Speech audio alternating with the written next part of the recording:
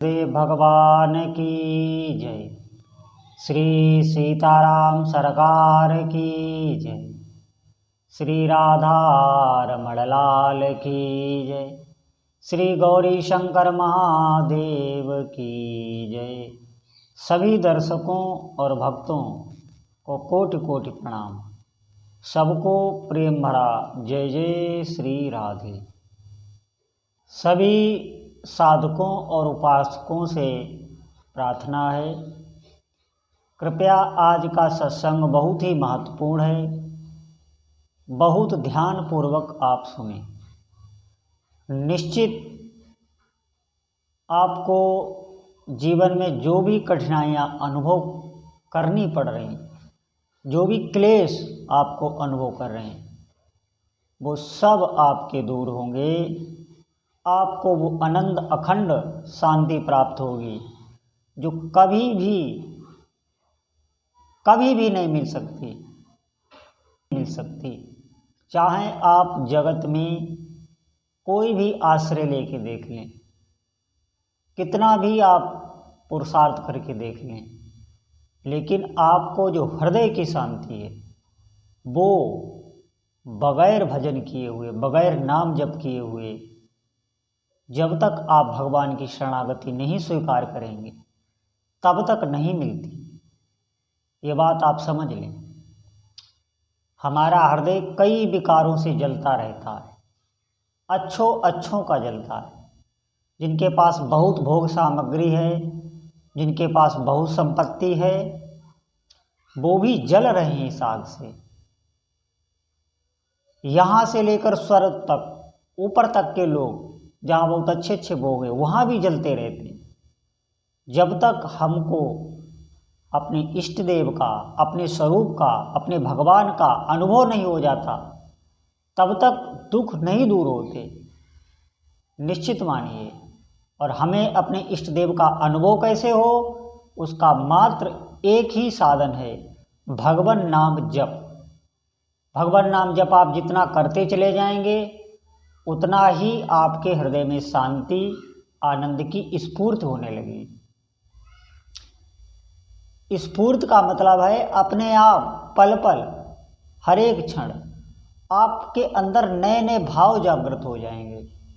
भाव जागृत होंगे, कुछ भी नहीं है, कुछ आपको बाहर से मिला नहीं, लेकिन अंदर से आपको आनंद की स्फूर्ति होने लगेगी। नए नए भाव, नए नए दृश्य इन्हीं आंखों के सामने दृष्टिगोचर होने लगते। साधक जितना जितना नाम जपता चला जाता है उतना ही अनुभव उसे आता चला जाता है। आप विश्वास करें, नाम जप की शास्त्रों में बहुत महिमा है, बहुत महिमा है। हनुमान जी ने एक बहुत सुंदर चौपाई कही है श्रीमद् रामचरितमानस में, तब लग जीव न कुशल कहूँ, सपने हूँ मन विश्राम, जब लग भजत न राम कहूँ, शोक धाम तजी काम। ये हनुमान जी कह रहे हैं। हनुमान जी अहरनिश हर पल भगवान नाम का जप करते हैं।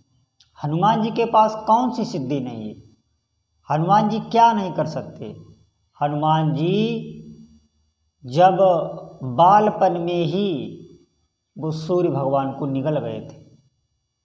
बहुत विचित्र लीला है ये, आज तक किसी ने ऐसा नहीं कर पाया जो कार्य हनुमान जी ने अपने जीवन में किए।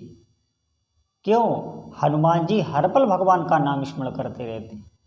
अब आप कहेंगे वो हनुमान जी हैं, हम तो एक साधारण है। नहीं, इसमें भाव प्रधान होता है, इसीलिए ही सत्संग का आश्रय लिया जाता है। जैसा भी आप विश्वास कर ले जाएंगे नाम पर, वो वैसी ही आपको अनुभूति कराएगा। निश्चित मानिए, अगर आप विश्वास से और प्रीतिपूर्वक भगवान का नाम का स्मरण करेंगे तो आप एक बात विश्वास कर लें कि भगवान की सत्ता हर जगह है। हर जगह जहाँ भी रह रहे हैं आप वहाँ भी है, और हर पल है।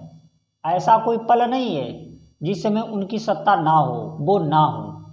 और उनका नाम जिस भी सौभाग्यशाली साधक के जिह्वा पर बराबर स्मरण हो रहा है, तो आप ये न समझें भगवान के जो दिव्य दिव्य पार्षद हैं वो तुरंत ही आसपास आ जाते हैं, वो आपके आसपास रहते हैं, पूरी हर पल सुरक्षा करते हैं। भगवान नाम जप की बहुत महिमा है, बहुत प्रभाव है। बस बात ये है कि इसमें श्रद्धा और विश्वास का होना, ये उतना ही फल देता है जैसी आपकी श्रद्धा होगी, जैसा आपका विश्वास होगा। और श्रद्धा और विश्वास बढ़ाना ये हमारे हाथ का कार्य है। निश्चित मानिए, आप सत्संग सुनिए, आप साधु समागम करिए, आप उन्हीं ग्रंथों को पढ़िए जिसमें नाम महिमा आपकी बढ़े, भगवान के नाम में आपकी रुचि हो, तो नाम से ही तो प्रेम प्रकट होता है। किसी भी कोई भी आपके इष्ट देव हों, जब आपने उनका दर्शन तो किया नहीं, किसी ने भी इस जगत में नहीं किया। अगर भगवान की किसी पे बात करो तो वो ऊपर देखता है, नीचे देखता है, दाएं देखता है, बाएं देखता है। कोई ज़्यादा बुद्धिमान भी बताता है भगवान हृदय में हैं। भगवान हर जगह है, हृदय में भी हैं, बाहर भी हैं, ऊपर भी हैं, नीचे भी हैं। लेकिन आप समझें, उनको तो हमने देखा नहीं, लेकिन उनका नाम तो हमें मिला है शास्त्रों से, संतों से। तो हम उनके नाम पर विश्वास करके और उसको जपना आरंभ कर दें, तो नाम ऐसा बीज है, कल्पतरु है कि उसमें सब निहित है, सब कुछ, पूरा ब्रह्मांड। जिसे नहीं कहा जाता है शब्द ही ब्रह्म है, तो शब्द में, भगवान के नाम में पूरा ब्रह्मांड निहित है, पूरा ब्रह्मांड उपस्थित है। आप जैसे जपते चले जाएंगे वैसे ही परतें खुलती चली जाएंगी, और आपके अंतःकरण की भी परतें खुलती चली जाएंगी।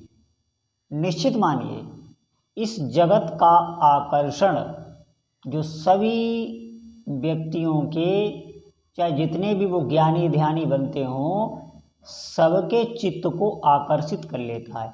इस जगत में ऐसा आकर्षण है, ये आकर्षण भगवान की माया का है। लेकिन अगर कोई निष्ठापूर्वक भगवान नाम जप कर रहा है तो उस पर कभी भी माया का प्रभाव नहीं पड़ सकता, कभी भी नहीं चल सकता। बिल्कुल मानिए, हाँ वो गिर सकता है, लेकिन गिर के जब वो उठेगा तो और ऊंचाई पर जाएगा। जब साधक गिरता है लेकिन भगवान नाम जप नहीं लेना छोड़ता है, तो गिरने के बाद जब वो उठता है तो फिर वो जिस ऊंचाई पर होता है उससे बहुत ऊंची ऊंचाई पर निकल चुका होता है। तो ये बहुत ऊंची चढ़ाई है, हमको चढ़ना आरंभ कर देना है। जैसे जैसे आप नाम जप करते चले जाएंगे वैसे वैसे आपके चित्त की परतें खुलती चली जाएंगी, सब कुछ आपको अनुभव हो जाएगा। आप विश्वास रखिए, और धीरे धीरे आपका मन ऐसा हो जाएगा कि सांसारिक जो भी विषय वस्तुएं हैं ये आपको तुच्छ दिखाई देने लगेंगी। यही तो मानता है, ये विषय भोग, ये संसार की जिनके पीछे आदमी मरा जा रहा है, वो आपको तुच्छ दिखाई देने लगेंगी।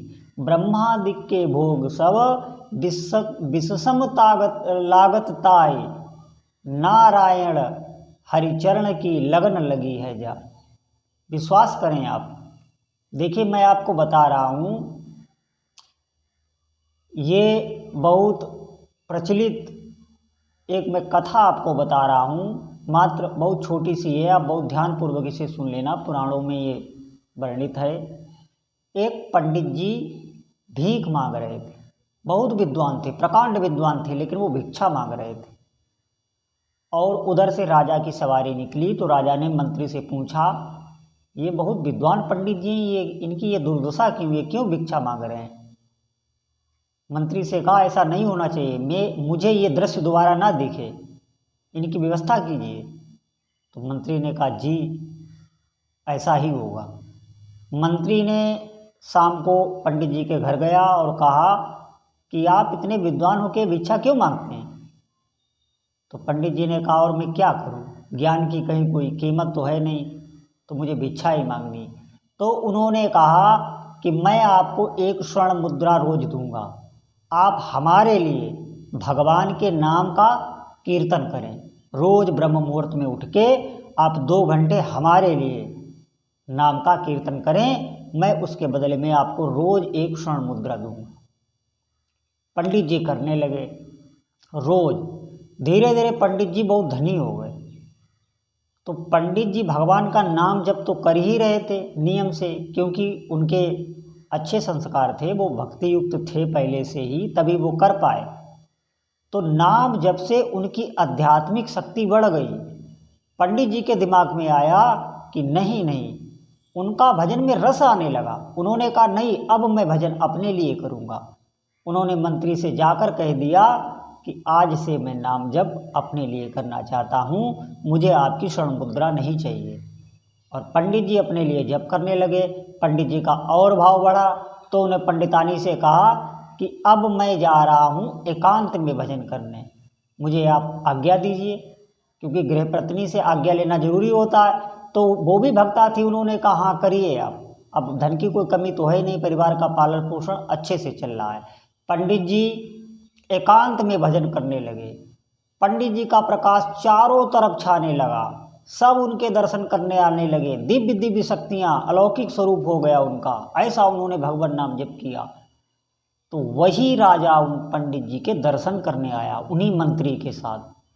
तो उसने पंडित जी को देखा और उसने कहा, चरणों में प्रणाम किया और कहा महाराज जी, आपकी जो भी इच्छा हो, जो भी आपको कमी महसूस हो, आप मुझे आज्ञा दीजिए, मैं करने के लिए तैयार हूँ, ये राजा ने कहा। तो पंडित जी ने कहा कि तुम्हारे पास है ही क्या मुझे देने के लिए? देखिए ये आध्यात्मिक शक्ति आ गई। उन्होंने कहा तुम्हारे पास क्या है जो मुझे दे सकते हो? तुम्हें जो चाहिए वो बताओ, मैं तुम्हें दूंगा। पंडित जी के ये शब्द सुनकर राजा दंग रह गया। तो मंत्री ने बताया कि ये वही पंडित हैं, और फिर पूरी उसने कहानी बताई कि ऐसे ऐसे मैंने जाप करवाया, फिर इनका जाप में मन लग गया, फिर ये जाप करने लगे और ये सिद्ध हो गए। पंडित की लोक परलोक हर जगह ख्याति हो गई और वो दिव्य स्वरूप में स्थित हो गए। ऐसा होता है भगवान नाम जप का चमत्कार। देखिए दूसरे के लिए किया गया जप, धन के लोभ से जप किया गया, लेकिन फिर भी उसने अपनी महिमा प्रकाशित कर दी। क्यों? आप कैसे भी स्वार्थ से भी कर रहे हैं, नाम जप अपनी महिमा प्रकाशित ही करेगा। जैसे अग्नि को आप छुएं तो वो जला ही देगी, जल को छुएं तो वो शीतलता देगी। किसी भी आप बिच्छू को छुएं तो वो डंक मार देगा। ये सब अपना स्वभाव नहीं बदलते, तो भगवान का नाम कैसे स्वभाव बदल सकता है? अरे हम अपनी कामना से, अपनी वासना से भले ही नाम जप कर रहे हैं, लेकिन भगवान के नाम जप में दिव्य शक्तियाँ हैं। तो मेरा सभी से अनुरोध है कि आप भगवान के नाम जप में लग जाएं, विश्वास करें, दृढ़ता से लग जाएं, समय को व्यर्थ ना करें। बोलो जय जय श्री सीताराम।